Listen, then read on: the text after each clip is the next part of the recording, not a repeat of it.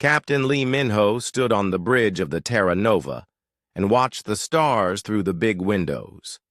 His ship was far from Earth, exploring space that no human had ever seen before. The year was 2387, and humans had been traveling between stars for almost 100 years, but they had never met anyone else out here. That changed today. "Captain, we have something on the scanner," said Kim Do-yeon from his station. He was young and excited about everything they found in space. "It's big. Really big." Minho walked over to look at the screen. A massive ship floated in the darkness ahead of them. It was unlike anything humans had ever built. The ship looked like it was made of crystal and metal twisted together in impossible ways. Lights moved across its surface like living things. "Send a message," Minho said. "Tell them we come in peace." The reply came back in perfect Korean. This surprised everyone. On the bridge, how could aliens speak their language? "Human vessel, you will stop and prepare for inspection. I am Commander Zithara of the Galactic Federation. You have entered our space without permission." Dr. Park Jae-won looked up from her computer. She was the ship's expert on alien life, even though she had never actually met any aliens before today. "The Federation? Captain, this means there are many alien species working together out here." More ships appeared around them. Each one looked different. Some were smooth and round like bubbles. Others had sharp edges and moved like insects. One ship seemed to be made of gas and energy instead of solid matter. "We will come aboard your vessel for the standard first contact examination," Commander Zithara said. "Do not resist. This is how we welcome all new species to the galaxy." Minho had no choice but to agree. His ship was small compared to the alien fleet around them. He ordered his crew to prepare for visitors. The aliens arrived in a shuttle that passed through the Terra Nova's walls like they were made of air. Commander Zithara stepped out first. She looked like a tall human made of living crystal. Her skin was clear and blue light moved inside her body. Behind her came 3 other aliens. One looked like a giant bug with 4 arms. Another was a cloud of silver gas that somehow wore clothes. The 3rd alien was small and gray with huge black eyes. "I am Commander Zithara of the Vorthak people," the crystal being said. "We have been the leaders of the Galactic Federation for 2,000 years. We will now test your species to see where you fit in our galaxy." She pulled out a device that looked like a small cube. "This will measure how smart you are and what you can do. Every species has one special ability. The Vorthak are the best at math and science. The Nemari can move through solid objects. The Kethra can share thoughts across entire star systems. What can humans do?" Dr. Park Ji-won spoke up. "We adapt. We learn. We solve problems in many different ways." The insect alien clicked its arms together. "That is not a special ability. All species can learn." "Show us," Commander Zithara said. She activated the cube, and a problem appeared in the air made of light. It was a maze with no clear path through it. "Solve this. Most species take several hours using their special abilities." Kim Do-hyun looked at the maze for just a few seconds. Then he walked up and moved his hands through the light. Instead of finding the path through the maze, he started breaking down the walls. "What are you doing?" the gas alien asked. "That is not how you solve a maze." "Why not?" Kim Do-hyun said. "You didn't say I had to follow the rules. You just said to solve it." The crystal being's light flickered. But that is not logical. There are proper ways to solve problems." Choi Subin, another crew member, stepped forward. "Maybe there are many ways to be right. What if I solved it differently? She waved her hand and the entire maze disappeared. Problem solved. No maze, no problem. The aliens looked at each other with confusion. The insect alien's 4 arms moved in agitation. This is not normal behavior. Every species we have met thinks in organized patterns. You think in chaos. Dr. Park Ji-won smiled. Humans have always been good at thinking outside normal patterns. We survived on Earth by adapting to any situation. Ice age, floods, deserts, forests. We learned to live anywhere and eat anything. Commander Zethara put away her testing cube. The light inside her body was flashing faster now. This is troubling. In our galaxy, every species has found their perfect way of doing things. The Vorthak calculate everything perfectly. The Nimari flow around problems. The Kethra think together as one mind. But you seem to use many different ways all at once. Is that bad? Captain Minho asked. We do not know, the commander admitted. In 2,000 years of the Federation, we have never met a species like yours. You do not fit into any category we understand. The alien visitors left after taking many recordings and measurements. They told the humans to wait, while the Federation Council decided what to do with them. Captain Minho gathered his crew in the meeting room after the aliens left. Well, that was interesting, he said. It sounds like we might be different from everyone else in the galaxy. Different how? Asked Kim Do-hyun. Dr. Park Ji-won pulled up her notes on the computer. I think they expect every species to be specialized. Like tools in a toolbox. Each one is perfect for one job. But humans, we're more like a Swiss Army knife. We can do many different things. Maybe not perfectly, but well enough. The way they talked about it made it sound like being unpredictable was dangerous, Choi Subin said. 3 days later, Commander Zethara returned with news from the Federation Council. After much debate, we have decided to grant humans provisional membership in the Galactic Federation. You will be given access to our trade networks and technology, but you will be watched carefully. Watched for what? Captain Minho asked. The crystal being's light dimmed. Many on the council fear that your unpredictable nature could disrupt the order we have maintained for millennia. Change makes some species nervous. We have had peace for so long that we have forgotten how to deal with chaos. As the alien ships departed, Dr. Park Ji-won stood next to Captain Minho on the bridge. I have a feeling our real test is just beginning, she said. Minho nodded as he watched the Federation fleet disappear into the stars. He did not know that across the galaxy, several alien species were already having secret meetings about the human problem. They had survived for thousands of years by being predictable and organized. The idea of a species that could not be categorized or controlled frightened them more than they wanted to admit. But humans had survived on Earth by being adaptable and unpredictable. Now they would find out if those same qualities would help them survive in a galaxy that valued order above all else. 3 years had passed since humans joined the Galactic Federation. The peace that had lasted for thousands of years was about to end in the worst way possible. The first reports came from the edge of the galaxy. Entire star systems were going dark. Not destroyed, just gone. No debris, no survivors, no trace that billions of lives had ever existed there. Admiral Yoon Tae-hyung sat in the Federation War Council meeting on the capital world of Nexus Prime.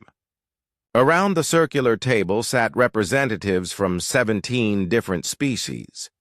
Each one looked worried in their own way. The Vorthak commander's crystal body was flashing red warning lights. The Kethra collective mind was buzzing with nervous energy. Even the usually calm Nimari was shifting between solid and gas form without control. "The enemy calls themselves the Devourers," said General Keth Emo, the eldest Vorthak military leader. "They come from the void between galaxies. Their ships are made of some kind of living metal that learns and adapts. Every weapon we use against them, they become immune to. Every strategy we try, they counter perfectly." Admiral Yoon Tae-hyung studied the battle reports on his screen. Humans had been fighting alongside Federation forces for 2 years now, but always in small groups. This was different. This was a threat to every living thing in the galaxy. "What do we know about how they fight?" he asked. The insect-like Kethra representative clicked its mandibles together. "They are completely logical. They analyze our battle tactics within minutes and develop perfect counters. Our greatest minds have created elaborate battle plans, but the Devourers predict every move." "They do not make mistakes," added the Nimari representative, its gaseous form swirling with anxiety. "They do not get emotional or confused. They simply calculate the best response to everything we do." Admiral Yoon Tae-hyung leaned back in his chair. He was a big man with scars from many battles. His crew often said he had a look in his eyes like he was thinking about 10 different things at once. "What if we tried not being logical?" The room fell silent. General Kethimo's crystal body stopped flashing. "What do you mean?"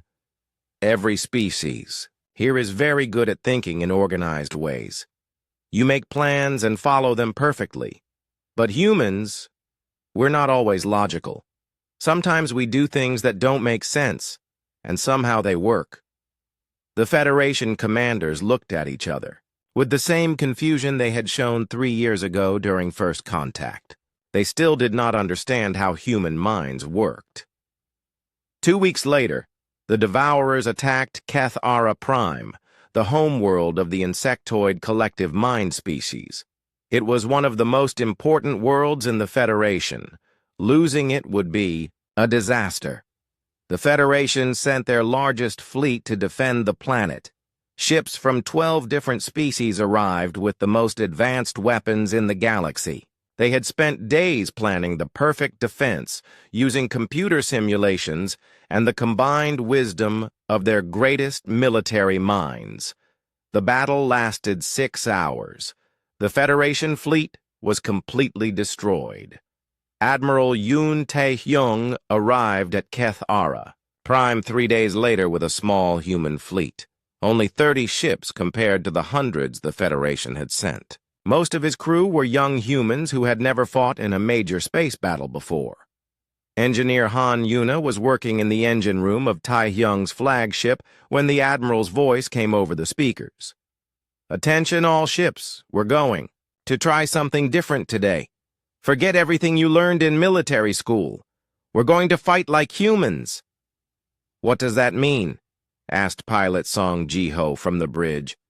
"It means we're going to be unpredictable," the Admiral replied. "No battle plans, no coordination. Each ship will fight based on what feels right in the moment. Trust your instincts, not your computers." The human fleet approached the massive Devourer ships orbiting Kethara Prime. The enemy vessels were huge, dark things that seemed to absorb light. As the humans got closer, the Devourer ships began to move into formation, preparing to use the same tactics that had destroyed the Federation fleet. But the human ships did not move into any recognizable formation. Some ships flew straight at the enemy. Others flew sideways or even backward. A few ships started spinning for no apparent reason. One ship, piloted by a young woman named Lee Hee-jin, flew directly between 2 Devourer vessels while broadcasting ancient Earth music at full volume. The Devourers tried to calculate human tactics, but there were no tactics to calculate. When Song Ji-ho's ship was outnumbered 3-1, he did not retreat as logic demanded. Instead, he flew his ship in, a spiral pattern while firing randomly in all directions. Somehow, his wild shots hit weak points that careful aiming had missed.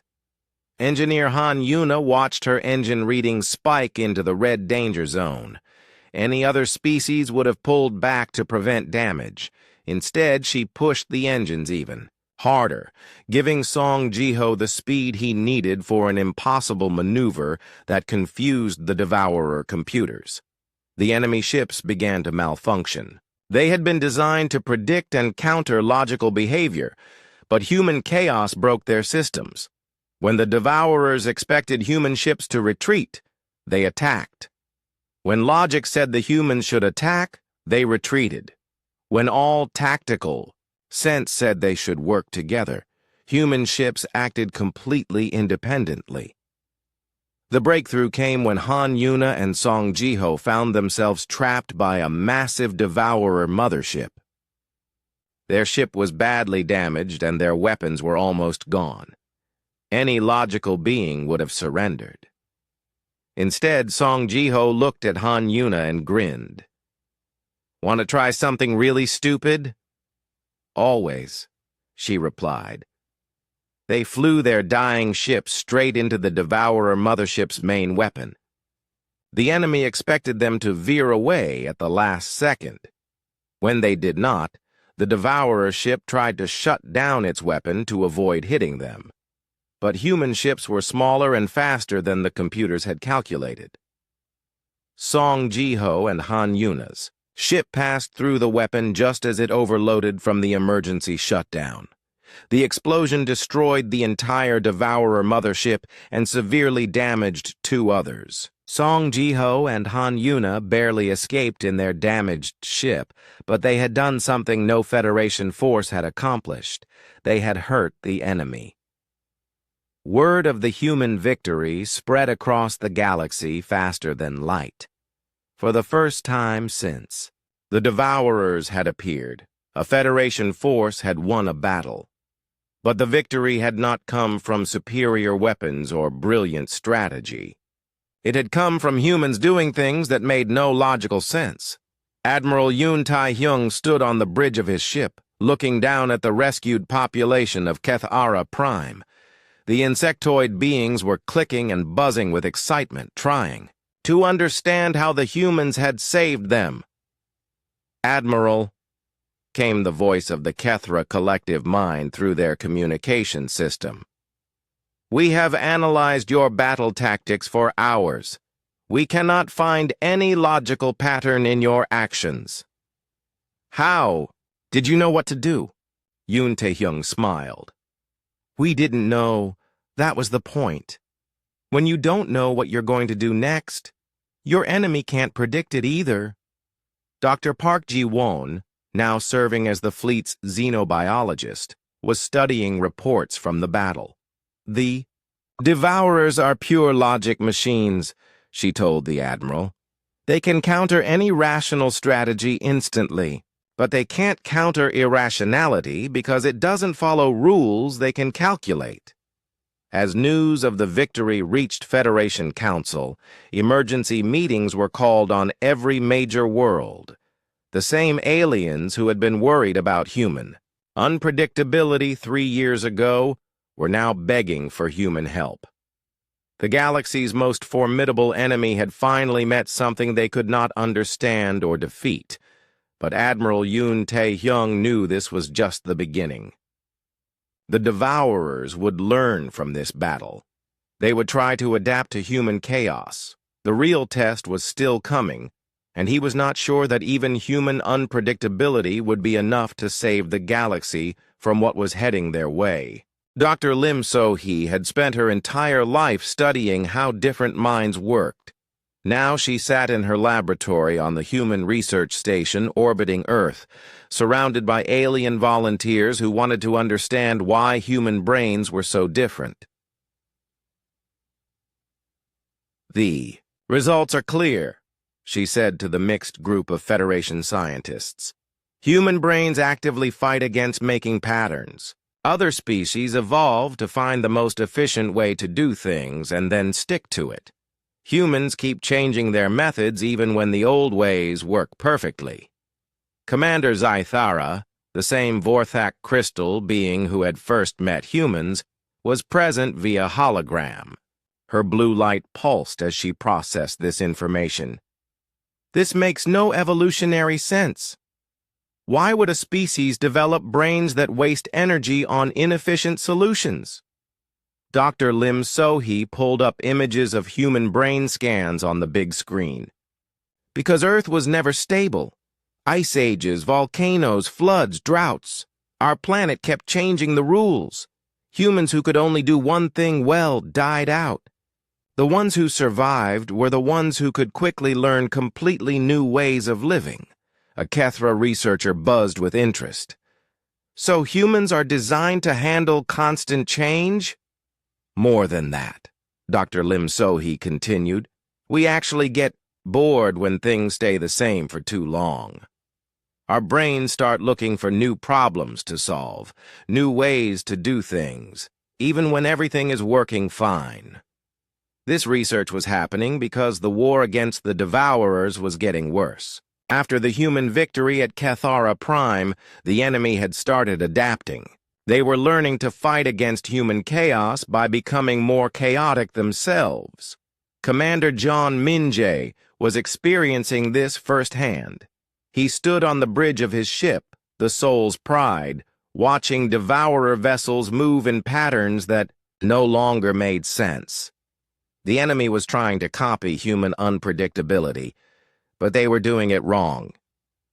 They're making random moves, reported his tactical officer, Lieutenant Baeheon, but it's calculated randomness, like they're following a computer program that tells them to be unpredictable. John Minjay nodded. He had been expecting this. They're trying to think like us, but they don't understand that real chaos comes from having emotions and making mistakes. They're still too perfect. The Devourers had grown stronger by learning from human tactics, but they had also revealed their greatest weakness. They could copy what humans did, but they could not copy why humans did it. That gave John Minjay an idea that was so crazy it might actually work. He called it the Paradox Protocol. The plan was simple in the way that only completely insane ideas could be simple. Instead of training human forces to fight better, he would train them to fight in ways that contradicted themselves. Units would receive orders that made no sense. They would be told to attack by retreating, defend by abandoning their positions, and coordinate by acting completely independently. Most Federation commanders thought he had lost his mind. General Kethimo called an emergency meeting to discuss removing John Minjay from command. You want soldiers to disobey orders while following orders? The elderly Vorthak said, his crystal body flashing with confusion. You want them to retreat while attacking? This is madness. Exactly, John Minjay replied calmly. The Devourers can now predict our unpredictability because they've learned to copy it. But they can't copy something that doesn't make sense even to us.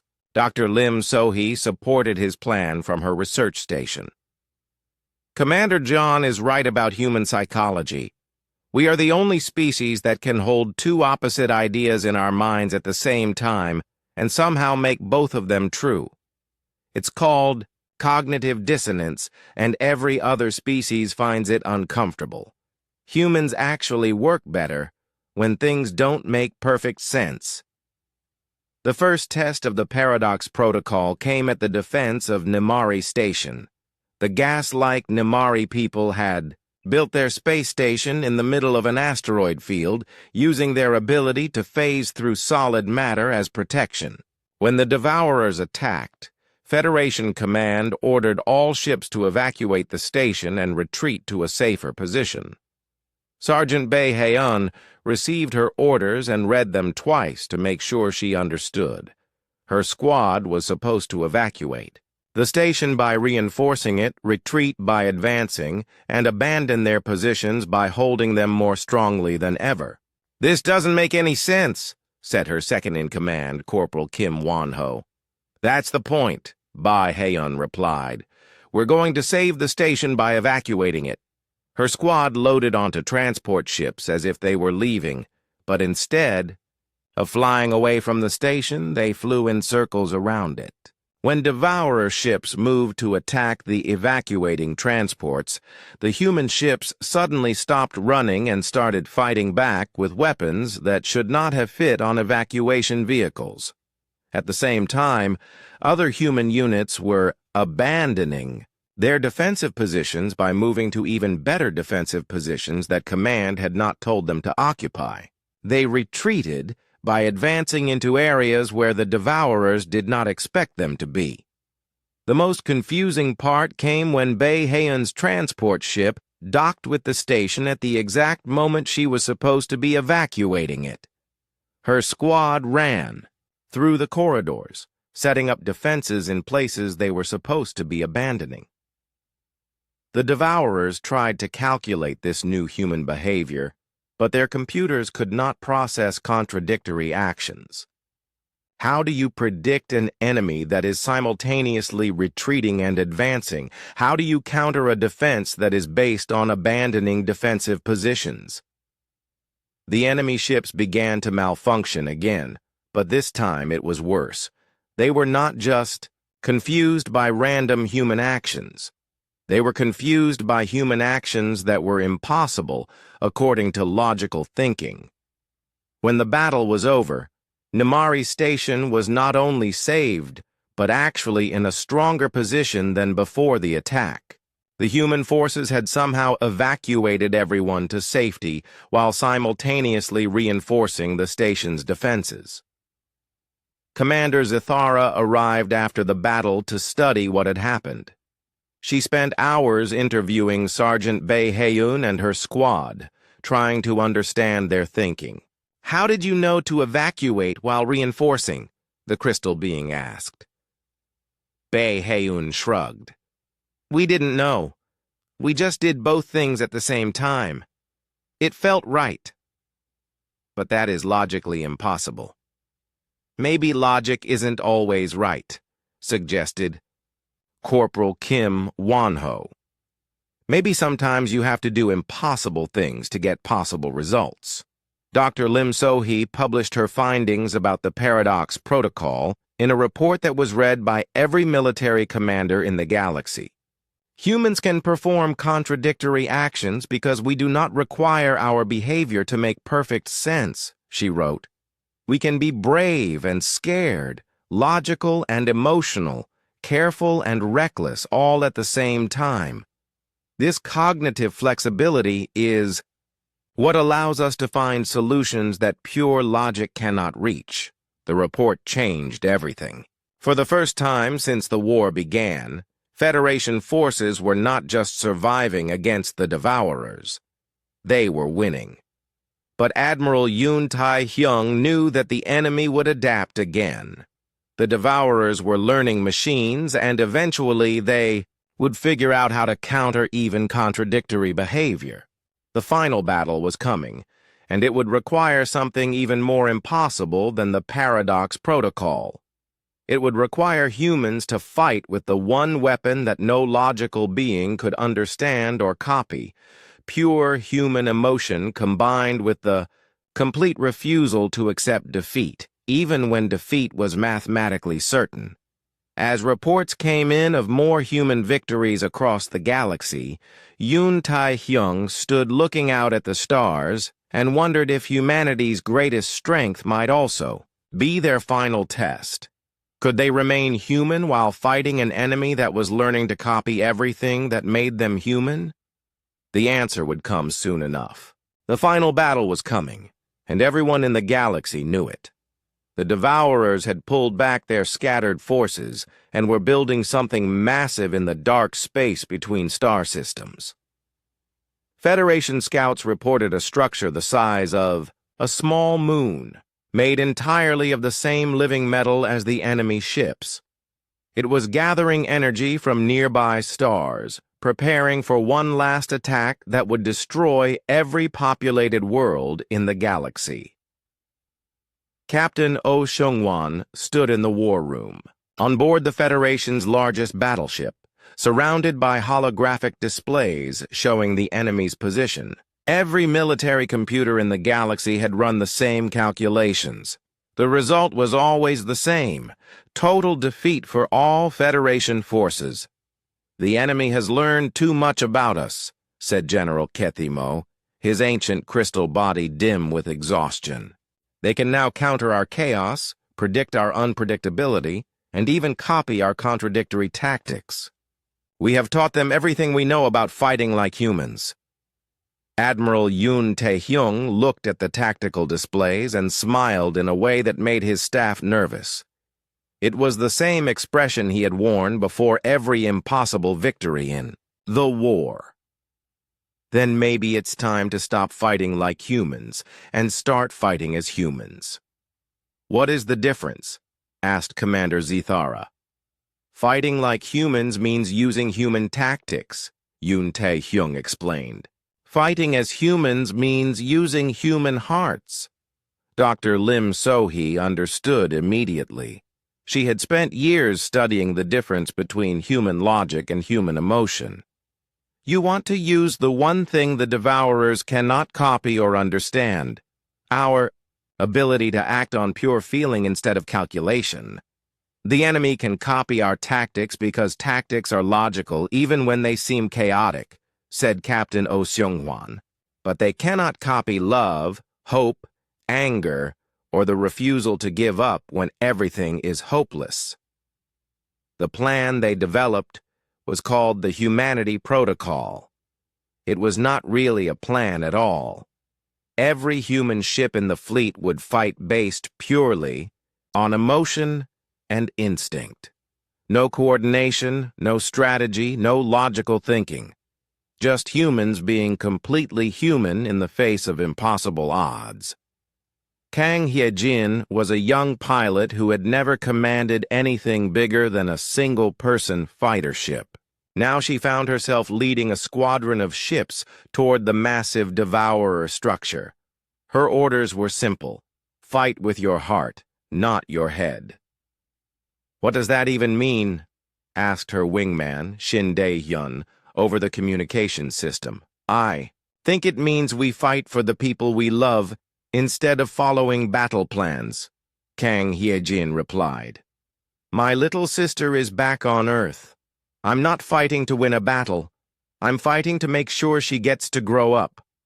As the human fleet approached the enemy structure, something strange happened. Instead of moving into attack formations, the ships began to spread out in patterns that had nothing to do with military tactics. Some pilots flew toward the enemy while thinking about their families back home. Others flew in protective circles, around ships that carried their friends. Pilot No Jaemin was flying an old transport ship that had been hastily converted with weapons. His engines were failing, and his weapons were almost out of power. According to every logical calculation, he should have retreated to safety. Instead, he thought about his grandfather, who had told him stories about Earth's ancient warriors who fought impossible battles and won through sheer determination. Jaemin pushed his failing engines harder and flew straight toward the largest enemy ship. The Devourers tried to analyze this new human behavior, but their computers could not process it. How do you calculate the tactical value of a pilot's love for his sister? How do you counter a strategy based on refusing to accept defeat, even when defeat is mathematically certain? The human ships began to do things that violated every rule of space combat. When Kang Hye-jin's fighter was surrounded by enemy vessels, she did not try to escape. Instead, she flew in a protective pattern around a damaged hospital ship, fighting off attackers while singing a lullaby her mother had taught her. The enemy weapons could not lock onto her ship because she was not flying any recognizable pattern. She was flying based on the rhythm of a song, the memory of her mother's voice, and her determination to protect the wounded people on the hospital ship. Shin De-hyun watched his fuel gauge drop to 0, but instead of retreating, he shut down all non-essential systems and used his ship's last power to ram an enemy vessel. As his ship broke apart around him, he was thinking about his wedding day and how proud his wife would be that he had not given up. The strangest part of the battle came when human ships that should have been destroyed kept fighting anyway. No. Jaemin's transport ship had lost its engines, its weapons, and most of its hull, but he somehow convinced the dying vessel to make one final attack run through pure force of will and emotional determination. "My ship is dead, but I'm not," he reported over the radio as his transport somehow accelerated toward the enemy command ship. "And I'm really, really angry about what these things did to my home." The Devourers could not understand how human technology continued to function after it should have failed. They did not realize that human machines worked better when their operators refused to accept limitations, when hope and determination somehow translated into mechanical performance. That exceeded all specifications. The turning point came when the enemy's central structure began to crack. The Devourers had built their weapon to withstand any logical attack, but they had not prepared for an assault based on pure human stubbornness. Captain Oh Seung-wan led the final attack personally, flying a ship that was held together mostly by emergency repairs and his crew's absolute refusal to let their captain down. When his weapons failed, he used his ship as a battering ram. When his engines died, his crew pushed the ship manually from the inside while singing old Earth songs. The enemy structure collapsed, not because of superior firepower or brilliant tactics, but because humans had fought with something the Devourers could never understand or copy: the complete inability to give up when fighting for something they loved. As the massive enemy weapon broke apart and its energy dissipated harmlessly into space, the surviving human ships floated among the debris. Most of them were so damaged they could barely fly, but their crews were cheering and crying with joy. Admiral Yoon Tae-hyung received damage reports from across the fleet. Over half of the human ships were destroyed or crippled. By any logical measure, it had been a costly battle, but by human measures, it had been a complete victory. They had saved every living thing in the galaxy by refusing to let logic tell them what was possible. Dr. Lim So-hee later wrote in her final report, "The Devourers could copy human tactics, human technology, and even human chaos, but they could never copy the human heart. Love, hope, determination, and the refusal to accept defeat are not logical processes that can be calculated. They are emotions that transform ordinary people into something extraordinary." Kang Hye-jin landed her battered fighter on the flagship and was surprised to find Admiral Yoon Tae-hyung waiting for her. "How did you know to fight that way?" he asked. She thought about it for a moment. "I didn't think about fighting at all," she said. "I just thought about protecting the people I care about. Everything else happened by itself." The war was over. The galaxy was safe. And for the first time, every species in the Federation understood what made humans truly formidable. It was not their technology or their tactics or even their unpredictability. It was their heart. 5 years had passed since the end of the Devourer War. The galaxy was peaceful again, but it was a different kind of peace than before. Everything had changed. Admiral An Ji-yeon walked through the halls of the new Federation Academy on Nexus Prime. The school looked different now.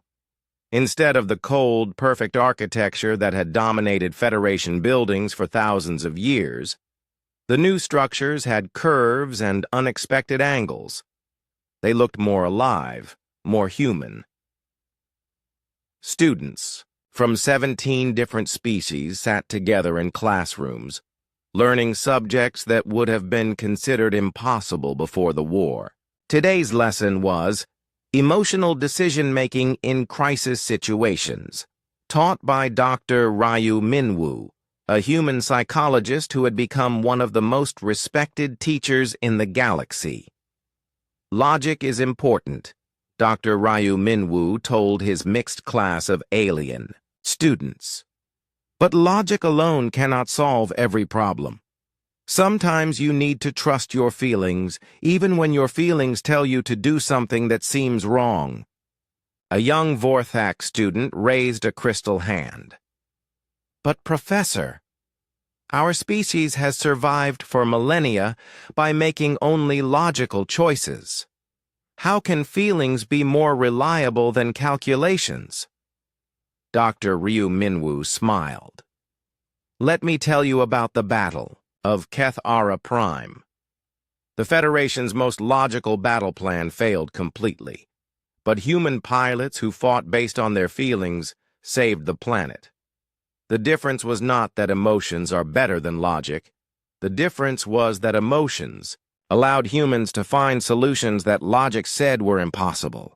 In the back of the classroom, a Kethra student buzzed quietly to its neighbor, a Nimari who flickered between solid and gas form. They were practicing something that would have horrified their ancestors, making decisions based on individual feelings instead of collective calculation or species instinct. The changes went beyond education. Admiral An Ji-yeon continued her walk to the Federation Command Center, where she had an appointment with Captain Go Seulgi, one of the new generation of mixed-species ship commanders. The command center itself showed how much the galaxy had changed. Instead of the sterile, perfectly organized rooms of the past, the new command centers were designed to encourage creative thinking. Curved walls, unexpected colors, and comfortable spaces where beings could think in new ways. Captain Go Seulgi was human, but her crew included aliens who had learned to embrace what Federation scientists now called controlled irrationality. Her first officer was a Vorthak named Zethara, who had spent 2 years learning to make decisions based on intuition instead of pure calculation. The interesting thing about working with other species now, Captain Go Seulgi explained to Admiral An Ji-yeon, is that they're all discovering abilities they didn't know they had. Zethara can still calculate perfectly when she needs to, but now she can also trust her gut feelings. It makes her a much better officer. Their conversation was interrupted by an emergency call from the bridge, a mining operation in the outer. Rim had encountered something unusual. Not dangerous, just puzzling. Captain Go Seulgi and her diverse crew responded to the call. When they arrived at the mining station, they found the workers gathered around a strange crystalline formation that had been discovered deep underground. The crystal was beautiful, but completely unlike anything in Federation databases. In the old days, this would have required weeks of careful analysis by specialists. The Vorthak would have run mathematical models. The Kethra would have consulted their collective memory. The Nimari would have tried to phase through it to understand its structure.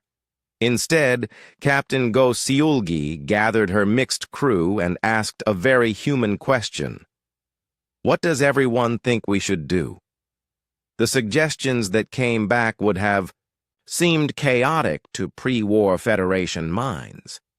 The Vorthak officer suggested they try singing to it because the crystal's formation reminded her of music. The Kethra crew member wanted to touch it with their bare hands because logic said that was dangerous, but feelings said it was safe. The Nimari engineer proposed they try to power it with emotions instead of energy. They tried all 3 suggestions at once. The result was the discovery of the galaxy's first emotional resonance crystal, a formation that could amplify and broadcast feelings across space. It became the basis for a new type of communication that allowed species to truly understand each other for the first time. 6 years ago, this discovery would never have happened, Dr. Ryu Minwoo later wrote in his research notes. Federation scientists would have analyzed the crystal logically and missed its most important property entirely. Only by combining rational analysis with emotional intuition could we unlock its secrets. The changes were not just technological. The Federation Council itself had been restructured. Instead of representatives who made decisions based on their species' traditional methods, the new council included beings who had learned to think in multiple ways. Elder statesman Kim Jun-ho addressed the council during their weekly session. He was older now, with gray hair and laugh lines around his eyes, but his voice was still strong. When humans first joined the Federation, he said, many of you were worried that our unpredictability would disrupt the order you had maintained. For thousands of years, you were right. We did disrupt it, but disruption is not always destruction. Sometimes disruption is growth. The council chamber was filled with a mix of species, but unlike the formal, rigid meetings of the past, this session felt alive with energy and possibility. Representatives interrupted each other, argued passionately, and occasionally made decisions that seemed to contradict their own previous statements. Commander Zithara, now serving as the Vorthak representative, had learned to embrace this new way of governing. I have discovered that the best decisions often come from combining careful analysis with sudden inspiration, she said, her crystal body glowing with warm light. My species spent millennia perfecting our logical thinking, but we had forgotten how to dream. The session was interrupted by news from the exploration fleets. Captain Go Seolgi's ship had made contact with a new species beyond the galaxy's edge. The beings called themselves the Wanderers, and they had been traveling through dark space for millions of years, fleeing some ancient catastrophe. In the old Federation, first contact with a new species would have been handled through careful protocols and lengthy evaluations. The new Federation sent a mixed crew of humans and aliens who had learned to lead with curiosity and compassion instead of caution and suspicion. The Wanderers were welcomed not as potential members to be categorized and controlled, but as new friends whose different perspective could teach everyone something valuable. Dr. Lim So-hee, now the Federation's chief advisor on interspecies psychology, met with the Wanderer ambassadors. What we have learned, she told them, is that the strongest civilizations are not the ones that achieve perfect order. They are the ones that can adapt to constant change while staying true to their core values. As the years passed, the galaxy continued to evolve. Trade between species became more creative and collaborative. Art and music began to reflect the influence of multiple cultures working together. Even warfare, when it occasionally occurred, was conducted with more imagination and less destruction.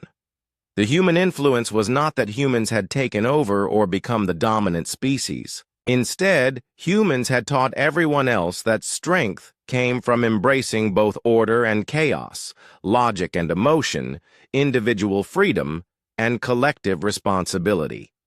Captain Go Seolgi, now an admiral herself, stood on the observation deck of her flagship and watched a star being born in a distant nebula.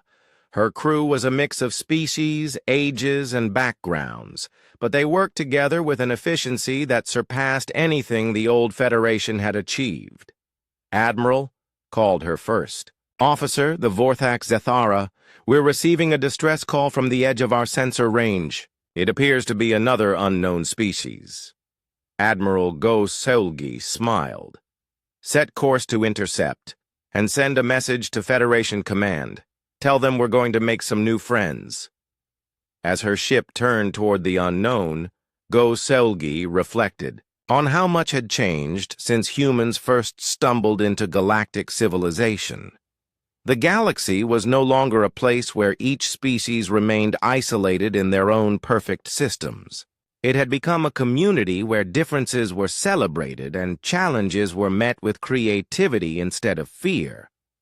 The final entry in Kim Jun-ho's memoirs, published shortly before his peaceful death at the age of 127, read, "Humanity's greatest gift to the galaxy was not our technology or our tactics, or even our ability to survive impossible odds. Our gift was showing everyone else that they did not have to be limited by what they thought was possible. In a universe of infinite possibilities, the only real failure is refusing to dream." The galaxy was safe, but more than that, it was alive, with hope and possibility. And every species, in their own way, had learned to be a little bit more human while remaining completely themselves.